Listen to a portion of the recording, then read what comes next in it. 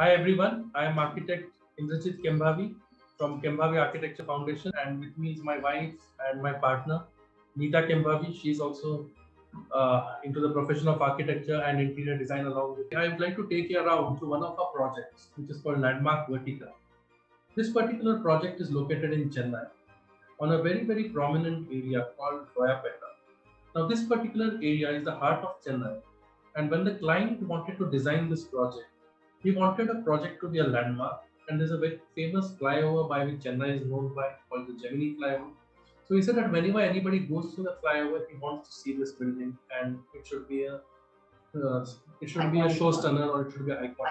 So this particular project, Landmark Vertica, is located next to a mosque, which is a historic location in Chennai, which is known as the Thousand Lights Mosque. Now, this particular project, the Thousand Lights Mosque, gave us the inspiration to design this particular project. So if you look at the building, so if you look at the four corners of the building, they actually are a very modern version. So the four minarets of a mosque. Pinnacles. So the pinnacles that we created were actually simulated and experiential, and they were influenced by the design of the mosque. So the architectural language of the project is such that the entire finish of the building has a wood finished look to it, crafted through textured paints, through coated aluminium.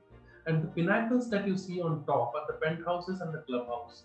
And these shine, and these are designed to throw different kinds of visual expressions through light. And if you see this particular building, the whole expression in the daylight also shows the composition of very clean lines, very elegant, a lot of woodiness, a lot of warmth which is seen out there, and a lot of understated opulence. The entire story of light and drama continues to the grand entrance that you can see. You have resplendent jalis, again influenced by the historical building next door. The language of architecture and the spaces within merge and balance out. You have a raised plinth. There are two large sculptures now where you can see the pedestals. When we took the photograph, there were not there. There are huge welcoming structures there. Like this is the entrance to the museum. So you have a large plinth, as I explained. A lot of detailing has gone into this entrance. We have beautiful stone-cladded jalis. This actually takes us straight away to the 18th floor, which is the topmost floor, and that's the terrace you're looking at. And wherein we have the elaborate clubhouses happening. We have a beautiful swimming pool, which has an infinity edge to it. And at this point, you actually can see the sea at a distance. And lighting was an intricate part of design from day one. It was a wholly stimulating experience where the developers, we as architects, the team of consultants, we spent a lot of time together and uniquely detailed, crafted each and every element of this particular space. Nothing was left to simple imagination, but a lot of detailing, a lot of man hours spent into the whole show. And you can see the magical flame show that is happening at night. This place creates a very divine experiences. The terrace beyond expands into the sea, and the space becomes infinite. So in this particular thing also, if you see, the axis has played a very important role in the whole design.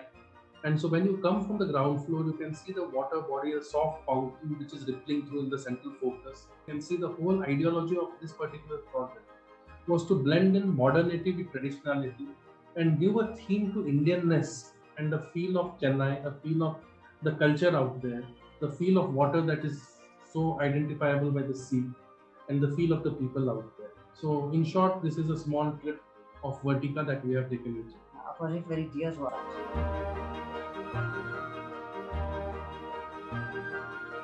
So this is a house we designed in Kerala, in Kollam.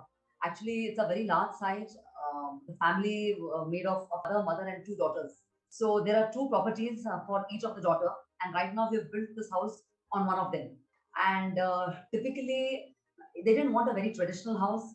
He's an NRI, so he wanted a mix of tradition, contemporary, mix of straight lines, and maybe a couple of slope roofs, because you cannot really take it out from a person belonging to that state. So this is where we enter in our first impression of the house when anyone enters. The one on the right is the porch. So what you see, the character and the style of architecture, as I said, is a nice blend, of sloped roofs, straight roofs. Some of the materials used are very contemporary, a lot of glass, but yet we have tried to get that little touch of our own Indianness to it. So right on the room, what you see here on the left is the living room, quite transparent, and you can actually see a beautiful artwork on the wall. So, and this is the living room with a lovely height. and it has a nice sloped roof, a large sloped roof with a ceiling which is kind of floating. And in fact, we have a wraparound glass around it to give that feeling of floating experience. This is the day view of the same space. In fact, in this view, you will see when we talk about multiple roofs. So this is where we have that floating roof over the living. This is one of the daughter's room. It again has a beautiful view of the open space next door. And we have a lovely balcony right on the first floor, which has a very interesting roof. The landscape also was inspired by mangroves which grow organically and are spread across. They are not very, very formal, but they are very informal. So you can see these linear lines which are spreading across, blending the hardscape and the softscape, and it opens up and the geometrically the house. You can see the effect of the living room which is actually floating into the lily pond, and it's totally opening out into the landscape, getting the feel of inner space and outer space, like a small tropical island within a contained space. The entire palette of this house is essentially white with warm wood, and we feel that this does reflect with the warmth of the deep woodwork of the Kerala culture, but at the same time is very contemporary in expression. So a modern Kerala house is what we can call it. The fusion of again art and architecture has been carried forward inside. You can see the modernness of the whole space. Beautiful door which was extensively detailed by Nita, where you can see the play of copper, where it has been allowed to weather to the right levels, getting the colors of the warm bronze to the green oxidized bronze, which are copper, which are seen on the whole place, and they complement dramatically with the traditional Kerala painting that you see on the wall, thus binding in the story of modernity as well as the traditional roots. So it was extremely important that apart from a house looking good, that it's extremely green and extremely breathable and livable. So the house was also designed in response to the climatic environment. And I also would like to talk about the stairs. The stairs have a beautiful wood cladded. In fact, I felt that while we climbed these stairs, the sound it makes was exactly like how it would happen in a typical old Kerala home, the wooden steps of a stair. So coming back to the whole story, this house is actually a play of white and wood and copper, and we can end by saying that it's a mix of modernity and traditionalism, where it's 80% of modernism and 20% traditionalism.